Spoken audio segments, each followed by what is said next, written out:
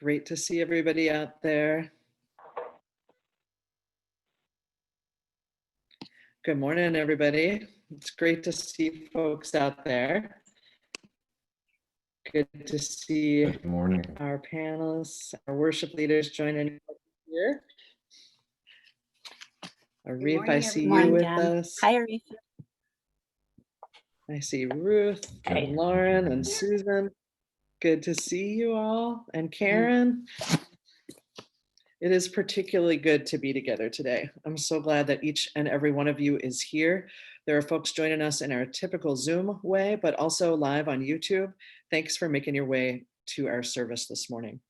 So good morning, everybody, and welcome. My name is Jen Crow. I'm one of your ministers at First Universalist Church of Minneapolis, and I'm grateful to each and every one of you for tuning in and being with us this morning. It's been an incredibly difficult week. An incredibly difficult week for our Black siblings in our city and around our country. And it has been a sad and frightening and anger-filled week here too for all of us in Minneapolis as we do our best to bear witness to the murder of George Floyd by 4 Minneapolis police officers. And then, as we can, to turn our rage and our pain to the work of justice and creativity and resilience. But we cannot do that right away. First, we have to grieve. First, we have to mourn. First, we have to rage. First, we have to let the full range of feelings that we are experiencing flow through us.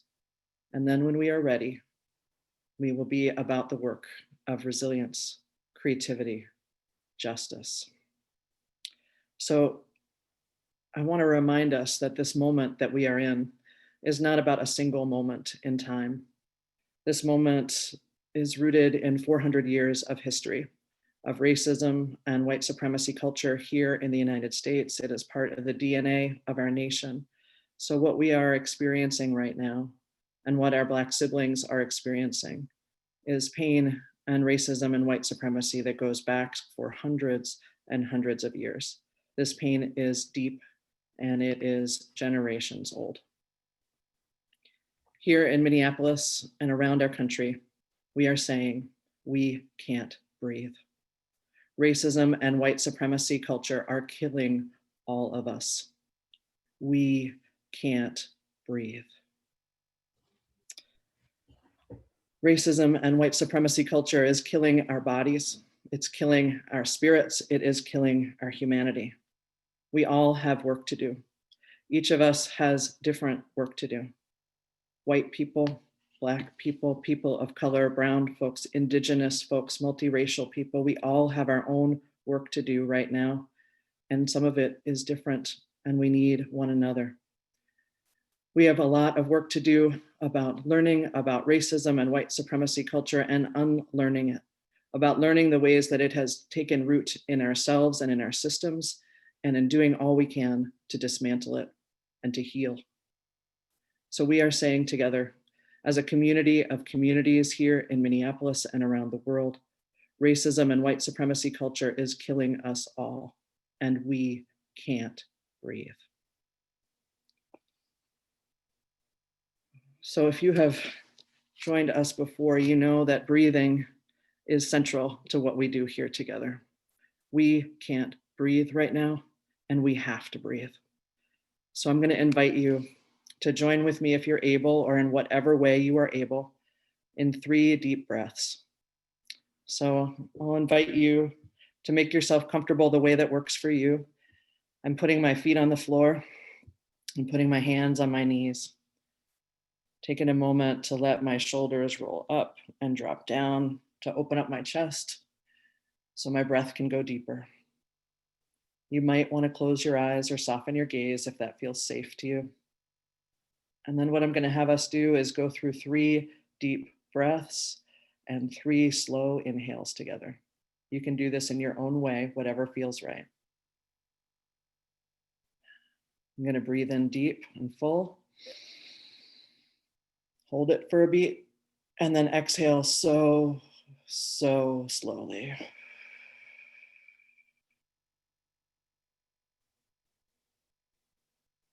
Going to inhale full and deep,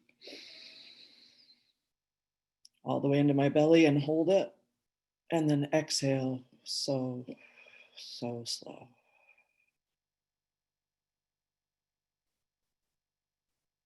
And one more. Full deep breath in. Hold it. Slow exhale.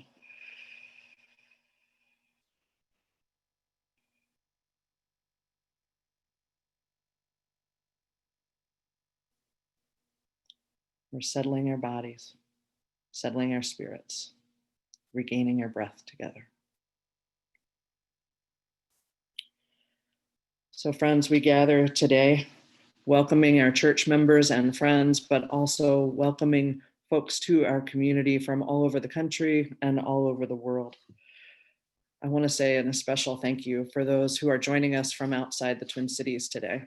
Your presence with us matters. It matters today, it matters in the days going forward.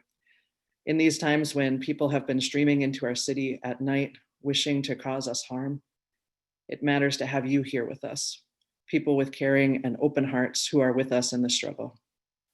So we feel your presence with us today. We're grateful to you for joining us, and we ask for your solidarity in this ongoing struggle for justice. First Universalist Church has been a beacon of love and hope for generations, claiming our faith that each and every one of us is whole and holy and worthy, welcome and wanted.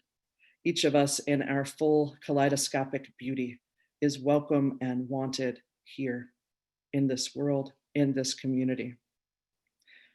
In this church, we listen deeply to where love is calling us next. We welcome, affirm, and protect the light in each human heart, and we act for justice with bravery and compassion and humility. We do all of this as a faith community deeply committed to racial justice. This is the life we invite you into when you journey with us here. So a few brief announcements for our First Universalist folks. So we'll be having 2 coffee hours after the service for First Universalist church members and friends. There will be a coffee hour specifically for Black, Indigenous, multiracial, and people of color. There will also be an open coffee hour for First Universalist folks. Then at 1:30, our First Universalist high school youth groups will be meeting at 1:30. They'll be at the BIPOC multiracial group at that time, and also the group for folks who identify as white. So I hope you brought your coffee mugs. I'm here at church, as you know. I found mine. We're grateful to be together. And we're grateful also to have a special guest with us, the Reverend Susan Frederick-Gray, president of our Unitarian Universalist Association. I welcome her to join us now.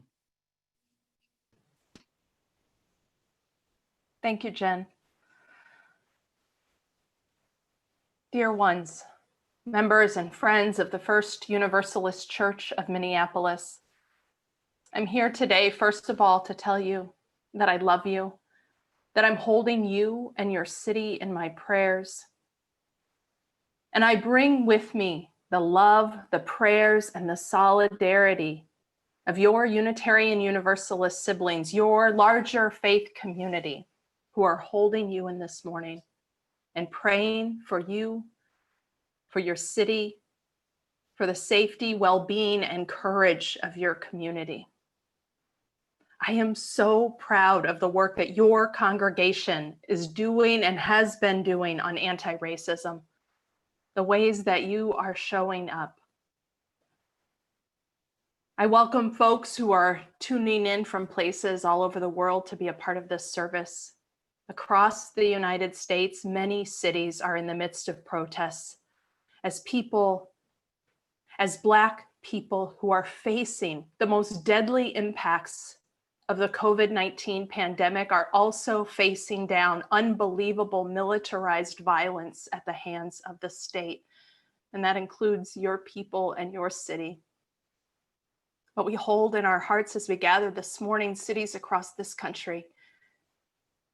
We pray for the people and the communities in Louisville and Chicago and New York and Los Angeles and Philadelphia and St. Louis and so many more. Friends, we are in this together.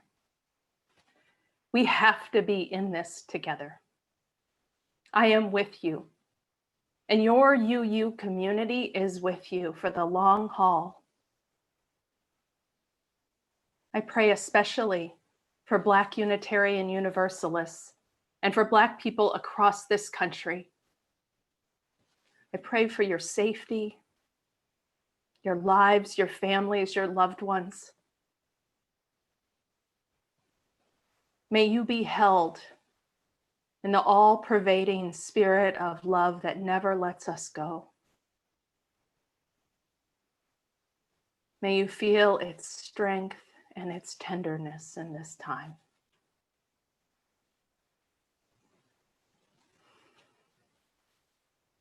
And I pray for our faith. And I pray for our people, all of us everywhere.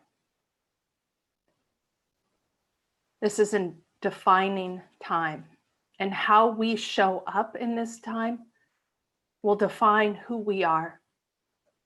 Where we put our hearts, our resources, our commitments will define who we are. This is a time in our country, and it's not the first or only time. This is a long history, as Reverend Jen named.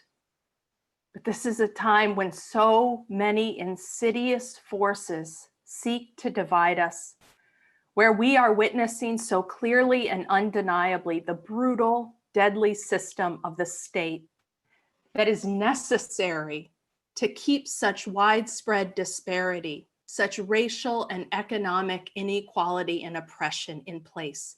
It is the violent, deadly system necessary to uphold the injustice of white supremacy. We as Unitarian Universalists are committed to a world where all people are free and able to thrive. We are a faith rooted in love and understands our interdependence and our interconnectedness as humanity. It matters that we stay true to that vision, that we not be divided from that vision, and how it calls us to show up as a people of faith. There are words from our hymnal that have been in my heart over the last few days. They're from a reading by Unitarian Universalist minister David Pohl. I've edited them because this is the way that my heart is remembering them. May we reclaim the vision and work for a world made free with all of her people one. First Universalist Church of Minneapolis, UUs across Minneapolis and across this country. Bless you.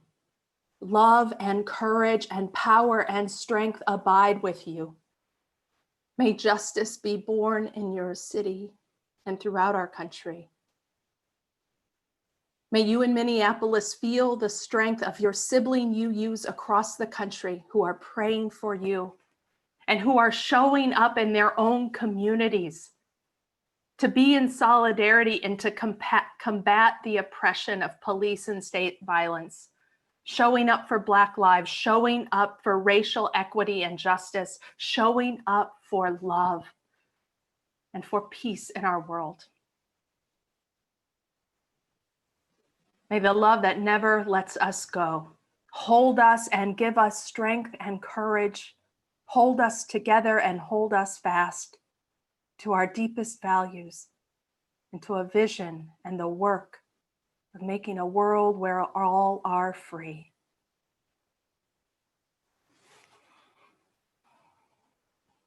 I invite you to light your chalice.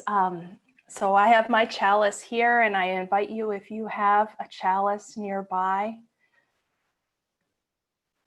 We light the chalice, the symbol of our Unitarian Universalist faith, and we remember that the flame is a reminder of the worth and dignity, the light of love and grace and all that is holy that burns in every human heart.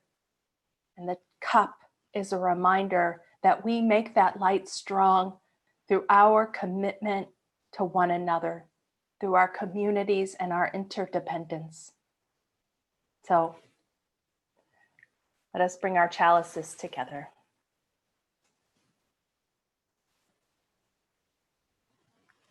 Please join me in the words for the lighting of our chalice.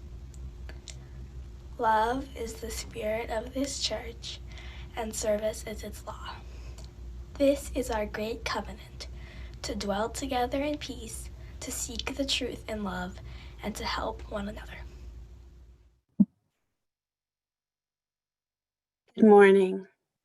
I'm Lauren Wyeth, and I want to talk to our kids this morning about what's happening here in Minneapolis. As Unitarian Universalists, we promise to speak the truth in love.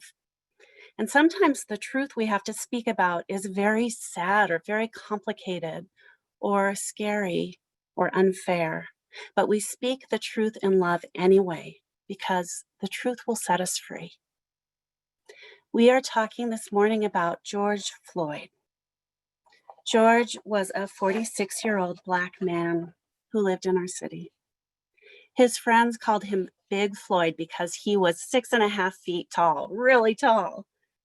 And when George was a boy, he liked playing football and basketball.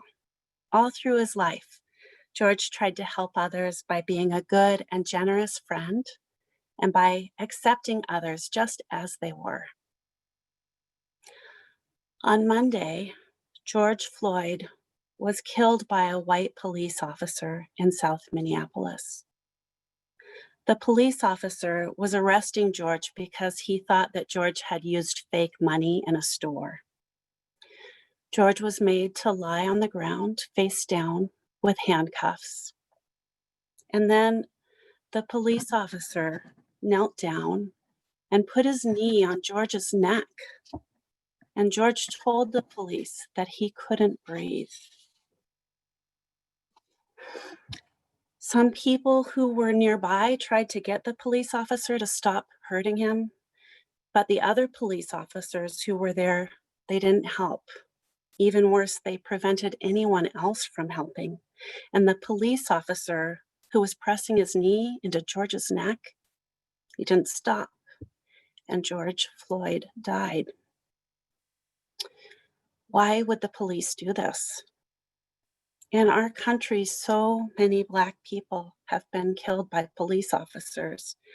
We're taught that police are supposed to help and protect everyone, but Black people have always been treated unfairly by police. They're more likely to be accused of things they didn't do and more likely to be hurt. This is really scary because police officers have a lot of power and responsibility. Though we should all be able to count on them to be kind and helpful, many Black people feel scared when they're around. Black leaders in our community are calling for an end to policing. They want money to be given to Black communities directly so that people can choose how they will take care of one another. Now, here in the Twin Cities, in this past week, you may have seen broken glass and smoke and heard sirens and loud bangs and helicopters around your neighborhood. You may have seen some beautiful art, like this mural. And I know you've seen lots of people helping one another too. Our neighborhoods are hurting. We are full of so many feelings about George's death, including deep sadness and fear and rage.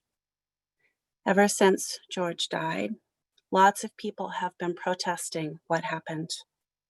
We carry signs and we demand that the police officers who murdered George Floyd be arrested, all 4 of them. But many people think it will take more than that for things to change. We want to live in communities where when someone needs assistance, for any reason, no matter who they are, they can count on trained helpers showing up with kindness and concern. Black community leaders are demanding that the Minneapolis police become a force that cares about and protects everyone equally. They say we might have to start over with a brand new way so that Black people and Indigenous and Brown people too can trust community helpers to help everyone. Now, an important question we have is how can we honor George's life? Well, first we can remember and talk about him like we are now. We might want to find a picture of him and post it somewhere in our home. I chose this beautiful one by Andres Guzman. When we want to create sacred space, we can light a candle for George and for his family and loved ones and for all our communities.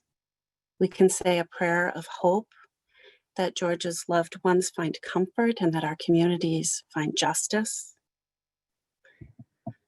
God of many names, we know that breath is life. May everyone breathe freely. We feel our connection to the whole human family as we breathe in and breathe out. Amen. And we can also do things to help. We can draw pictures or write messages of love to share with George's family and our neighbors.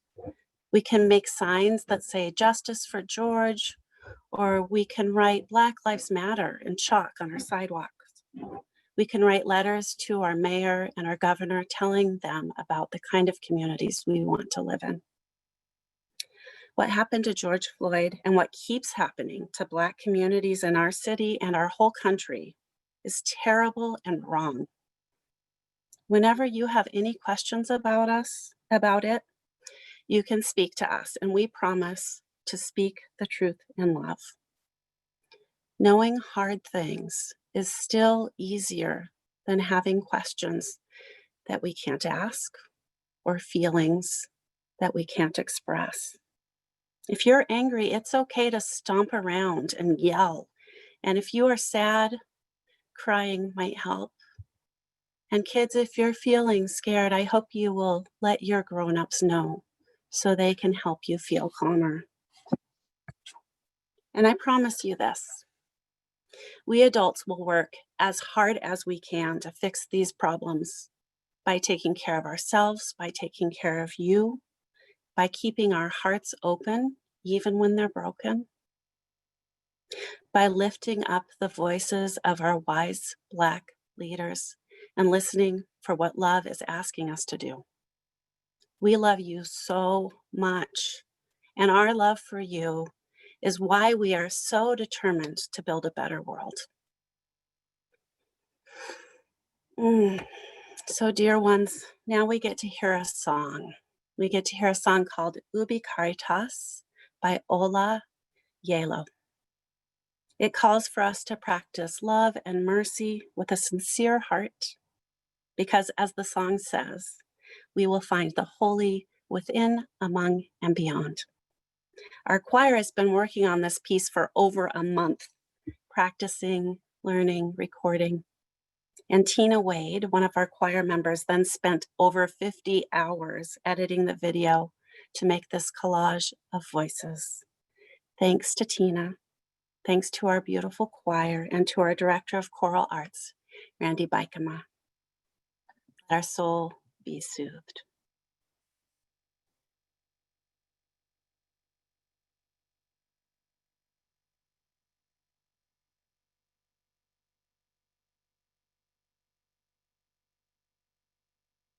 Ubi Caritas et amor, Deus ibies, congregatis os seculum,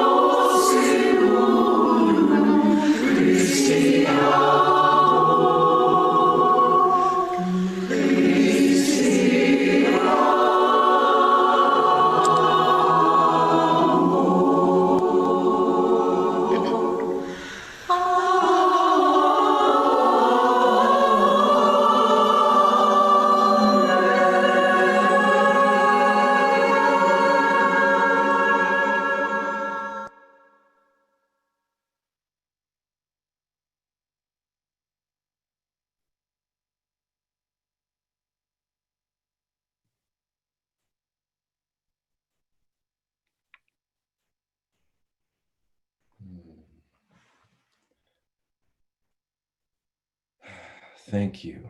Thank you, choir. That was just beautiful. Just what we needed.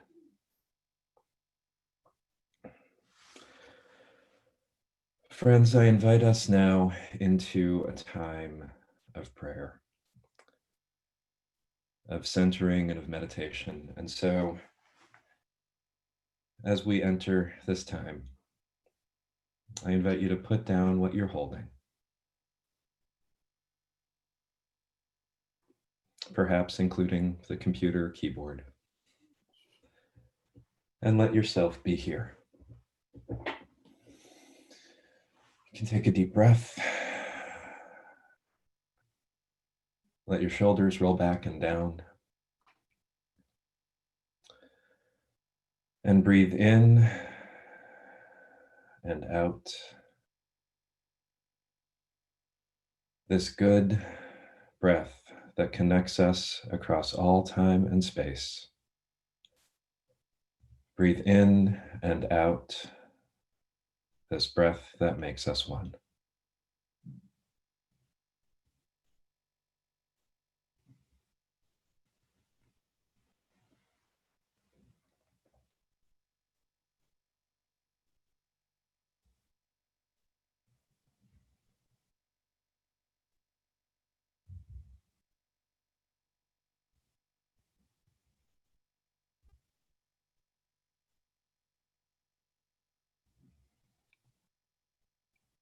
Spirit of life and love, God of freedom and fire. Breath of life that flowed through my ancestors, one whom my grandmother knew and knelt and prayed to. There are truths that we don't speak in mixed company, things that we don't say, things that we won't say unless we know that those receiving our words are the most trustworthy. Deliver us from assuming that justice making is gentle or orderly. We have been living in a land of bondage, whether we recognize it or not. Here in the land of Egypt. Here in a land like ours, sometimes the only space we speak the truth is in the silence of our hearts. Here in the land of Black lives, snuffed out day in and day out on camera, on busy streets, or in a bedroom, we cry out.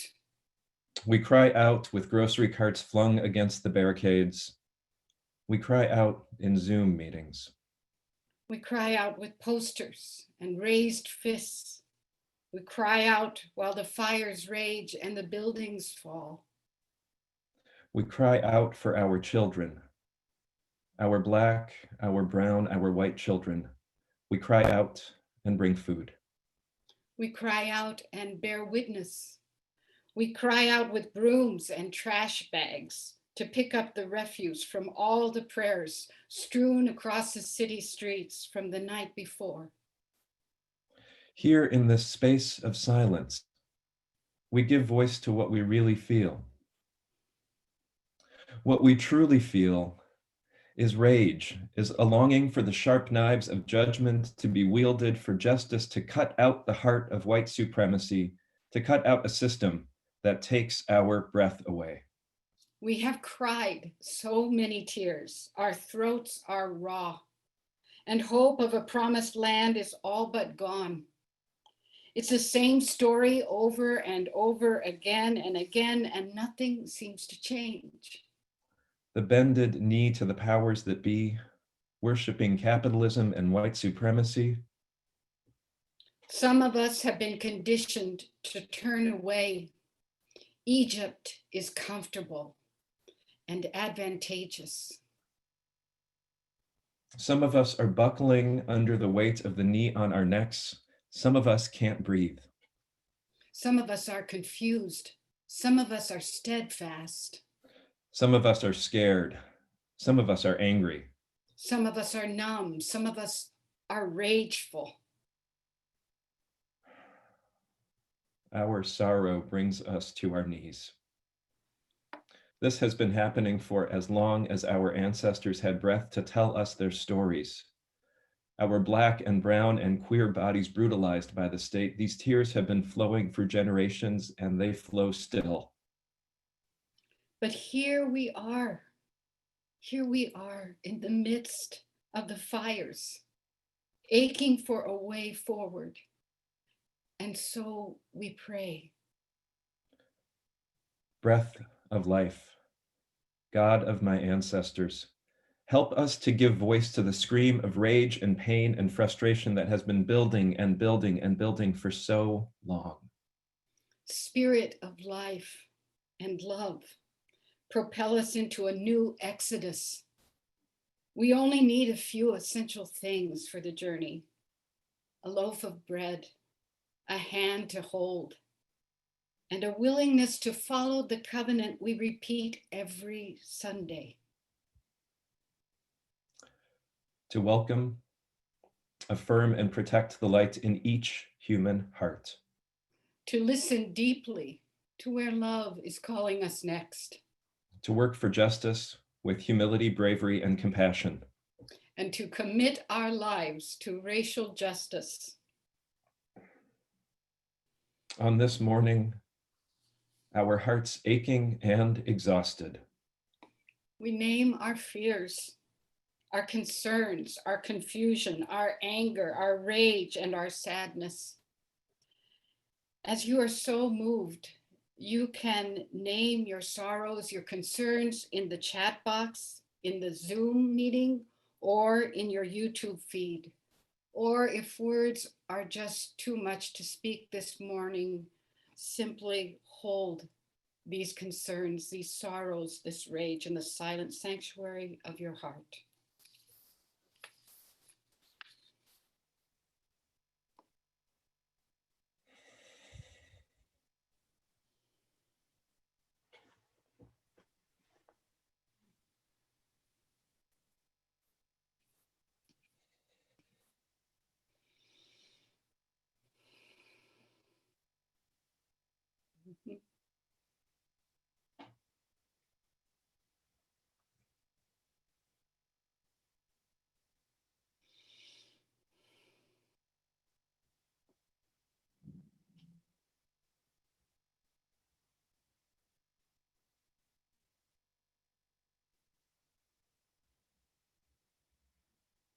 There is so much that we hold, so much to be named. We also name and hold Michelle Edwin, who mourns the death of her father, John Goddard, who passed away unexpectedly on May 6th. And so we light a candle for John Goddard.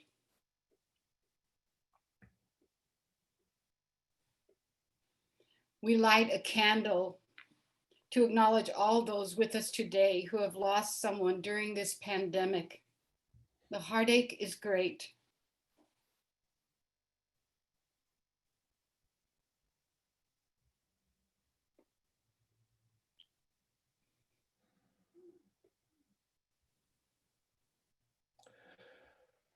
and to acknowledge the heartache and loss that so many are bearing, and to hold the light in each human heart as sacred. We light a candle in memory of George Floyd.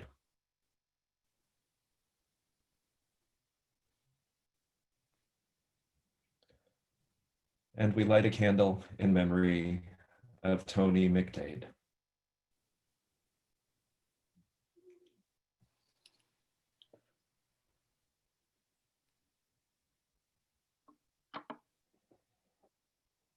There is so much that we are holding in our hearts. So much sorrow, so much pain. These are times of curfew and quarantine, rage and sorrow. And these are also times of surprising grace, moments when the breath of life breaks through in new ways and transforms our lives with meaning and the promise of a world that could be. And so, even in the midst of our rage and our sorrow, I invite you to share your joys, your surprises, those things that keep you going. You can name them in the chat box, in Zoom, in YouTube, or you can hold them in your heart.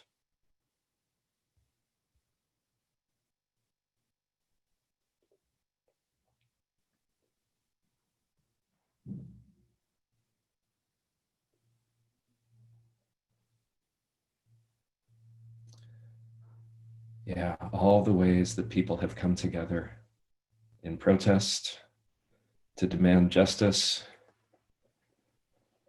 to clean up our neighborhoods. All of the ways people are coming together in solidarity, in mutuality, making evident who is our neighbor.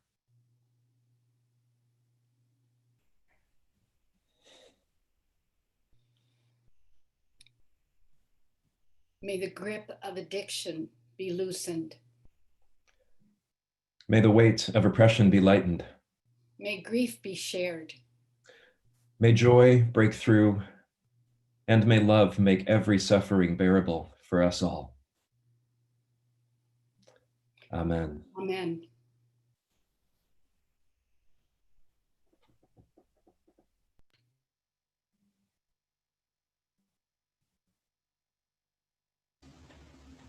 Spirit of life, come unto me. Sing in my heart all the stirrings of compassion. Blow in the wind, rise in the sea. Move in the hand, giving life the shape of justice. Roots holding close, wings set me free. Spirit of life, come to me. Come to me.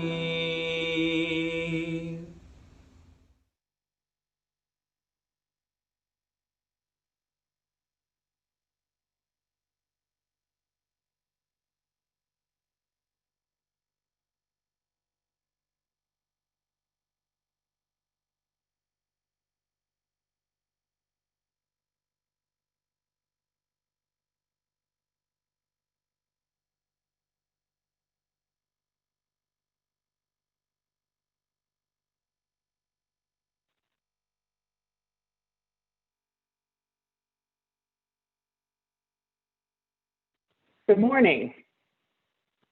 My name is Karen Hutt. I am a minister with First Universalist, and I have never been so proud to be a UU. It's been 25 years this year for me in ministry, and I am grateful to be with all of you. I was born with a heart defect. Doctors were uncertain if they could do such a risky surgery, and a very costly surgery on this little colored girl in 1959. They debated, my parents challenged the hospital, and 2 years later, my life was saved through the surgery. But following my surgery, it was in a largely African-American hospital. They moved that procedure out of the city, making it really inaccessible for Black families. There's no justice. There's no peace. When I was a kid, my great-grandfather, who was born just after the Emancipation Proclamation, told me about his mother who had been enslaved. His mom was a seamstress who freed herself. She needed work, and she got a job sewing Confederate flags during the Civil War. She used the money to buy her relatives out of slavery. Her husband, though, we learned very little about, was murdered by white children for fun. The story goes that they took out his eyeballs for marbles. there is no justice. There is no peace. When I was a kid, my grandfather told me about how proud he was to be a soldier during World War I. He loved the uniform because the women in France thought that he was just the most handsome Negro ever. When he and his best friends came home from the war to Delaware, Maryland area, they were chased by a gang of white men. They caught my pup-pup's friend and lynched him. The pup-pup hid in some debris until it was safe to escape. At the lynching, hundreds of white adults and children took pictures with his friend's charred body, smiling.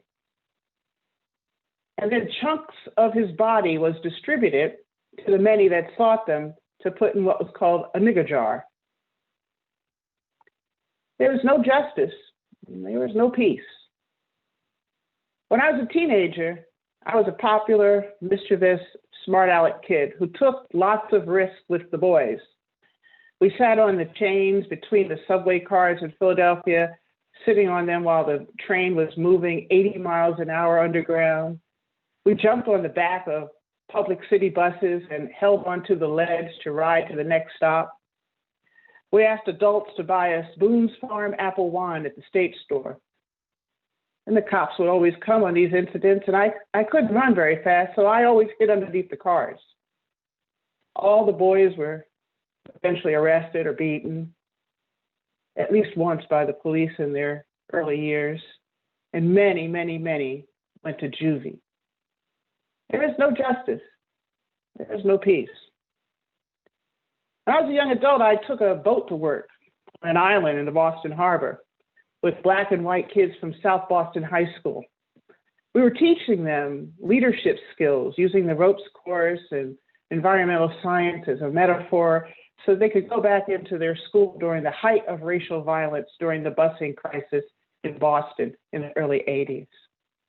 One day, I had to take the late boat back to Dorchester Bay and walk a mile to the Red Line train station. On the way, I was jumped by a gang of whites. I was left semi-conscious on the ground after a brief but painful encounter. There's no justice and there's no peace. When I was 30, in my 30s, I moved to Chicago, the most segregated city in America. One day I was driving and was pulled over by the police. One day I was driving and pulled over by the police. One day I was driving and pulled over by the police, but a matter of 15 times in 1 year. I was ticketed, harassed, disrespected. There's no justice. There's no peace. When I was in my 40s, I worked at a maximum security prison with thousands of Black men, piled like sardines, 7 floors high. I watched guards step on the heads of these men and then drag them down concrete staircases in races on either side of the tier for entertainment. There was no justice and there was no peace. Now, in my 60s, I see my country much the way I see this so-called president, both behaving like insolent children, a ravenous toddler, unable and uninterested in controlling or mitigating raw, historical, racist impulses to conquer and destroy Black life. These eruptions against our humanity can happen at any time and at any place because anti-Blackness and white supremacy are the bedrock of this nation. The slightest tremor can shake the ground beneath our feet, and then that foot of gleeful control steps on our collective necks. This country who hears my pain as white noise, who sees my blood as inconvenient puddles to step over. This country has weathered my Black body with stress and illness. This country whose structures and machinery of injustice continue to create new ways to separate my head from my body. You see, America loves our Black bodies. To throw a ball on a field, to dunk a hoop, to labor in the industries of capital, for sexual fantasies, and the provision of entertainment. But our Black heads, not so much. Our heads that create Black towns after slavery, our heads that innovate and invent, our heads that do complex math, our heads that write novels, our heads who create music and smile and joke with generativity despite the terror, our heads that have figured out how to survive and how to take care of ourselves, our dignified heads that are held high, and most of all, our heads that speak truth to power. For the American anti-Black movement, it is that head of George Floyd, his head with kinky hair, his head with a broad African nose, his head with beautiful full lips, his head with dark brown skin. It is that head that the anti-Black agenda seeks to sever from its body. So white supremacy can feed. You must cut off that head so it can feed on him like zombies feed on brains. The killer cop that kneeled on George Floyd's neck lingered with childish glee. Look at his face. And he's lingering with institutional sanction, thinking that this was okay, that this was acceptable to do. He looks bewildered at all the fuss as he casually keeps his hand in his pocket, just passing the time on a Black man's neck. After all, George was not human. You could not hear the pleas of a non-human. You could not respond to the life being sucked out of a non-human. You can kill him to obliterate breathing Blackness, speaking Blackness, thinking Blackness. The machine of white supremacy is so well oiled not to see or to hear or to feel. It is a cold and calculating gadget with one singular laser-focused objective: to kill me in the most comprehensive and thorough manner. Slowly through policy and infrastructure, or suddenly through the deprivation of oxygen. This machine, with its intricate screws ground into my ancestral body, this machine that has robbed Black people of our liberty and who profited by this theft every hour that we live, have no moral ground on which to stand. It is the humiliated, incarcerated, mutilated, and terrorized Black body that serves as the vestibule for this democratic republic. I love this country. And all my life, I have heard that it's going to take time for America to change. I believed it, and I worked for it. But I have a message to my own childish aspirations today from the Me Too movement. And that message is, time's up. How much time does it take to see us as human? How much time does it take for our pleas to be heard? You know, there's a great relief in saying time's up. It means that something else is going to happen. It means the end of something. It means, now what? What it doesn't mean is hope for something better. It means actions for something better. We are witnessing a shocking accumulation of injured and mutilated Black bodies, particularly young Black bodies. Our Unitarian Universalist, liberal, and progressive white communities need to ask themselves this question. If our movement is truly progressing towards this, quote, society that is to come, maybe, if we're really moving towards that, why is suffering increasing at such an alarming rate? In response to this inquiry, are you telling your Black siblings that they remain hopeful, keep struggling? keep hope alive, keep faith. I have come to the conclusion that hope is a deadly aspiration for Black people. When we hope, we are still. Hope is a naive conundrum that doesn't inspire action. Being hopeful comes from a place of lack and scarcity. Hope causes us to wait for things to happen to us rather than going out and creating those things for ourselves. While we hope, we continue to suffer. America depends on Black people to wait and hope and pray so white supremacy can continue maintaining and adding to our suffering.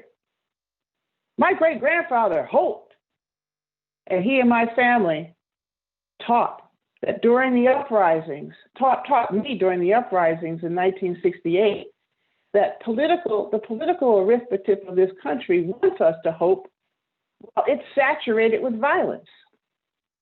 It was founded on looting in the Boston Harbor. It looted the land of the native folks. It looted the shores of Africa that brought me here. It looted the environment. It looted Black communities from their wealth. Thus, nonviolence is a misnomer or somewhat of a ruse. Hope is a Black sacrifice. It is a violence directed towards the self, and it is useless. Political hope has usurped the spiritual principle of hope and puts it in the service of extending oppression. The political hope is bound up with metaphysical violence, and this violence masquerades as a solution to the problem of anti-Blackness. This hopeful, temporal, linear perfection is connected to the tropes of betterment, struggle, work, and utopian multicultural futures. These conceptual instruments of political hope will never obliviate Black suffering or anti-Black violence. These concepts only serve to reproduce the conditions that render our existence unbearable. Political theologians and optimists avoid the immediacy of Black suffering, the horror of anti-Black pulverization, and paint pictures of the, quote, not yet but is, maybe to come soon, maybe the social order will be.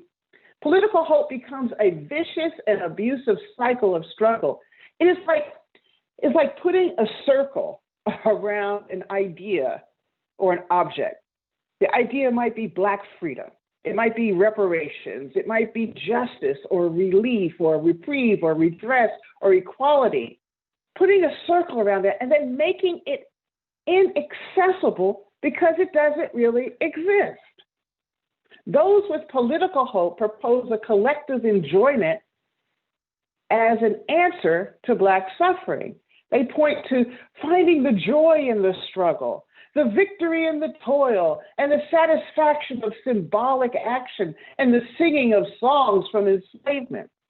How repulsive is it that in our very own hymnal, there is a song, "No More Auction Block for Me," white UUs singing about toil and struggle as Black youth are slaughtered daily. Black bodies are incarcerated as forms of capital. Black infant mortality rates are soaring, and hunger is disabling the bodies, minds, and spirits of desperate Black youth.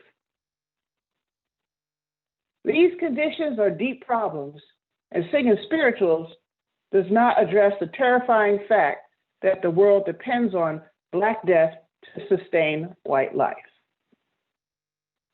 They depended on my ancestors' death, but I'm here to say time's up again. I'm here to say it for Richard Johnson, my great-grandfather, who said at the end of slavery was just a coffee break. And he went on to create numerous Black businesses, employed much of his community in good jobs. Time's up for Walter Grooms, my pop-up, who, like other Black soldiers, was a war runner across the battlefield who took messages from one battalion to another across explosive areas. He came home to be a union organizer at the Navy Yard. Time's up for Shirley Grooms, my mother, a social worker, and George Hutt, my father, an engineer and politician, who risked everything They risked everything walking me one day across a racial barrier to enroll me into an all-white school that had the resources they believed I need for my education. My ancestors did not hope and wait. They acted and organized. Friends, go down and try for a day to see what it's like to let go of political hope. Just let it go. And imagine the creation of a spiritual, human, life-centered, life-giving hope that's rooted in the reality of the world we have now, not the one we dream of. Imagine the creation of a spiritual, human, life-centered, life-giving hope that will be built with the Black and white ashes that have been left on Lake Street. Imagine. Blessed be. Amen and Ashe.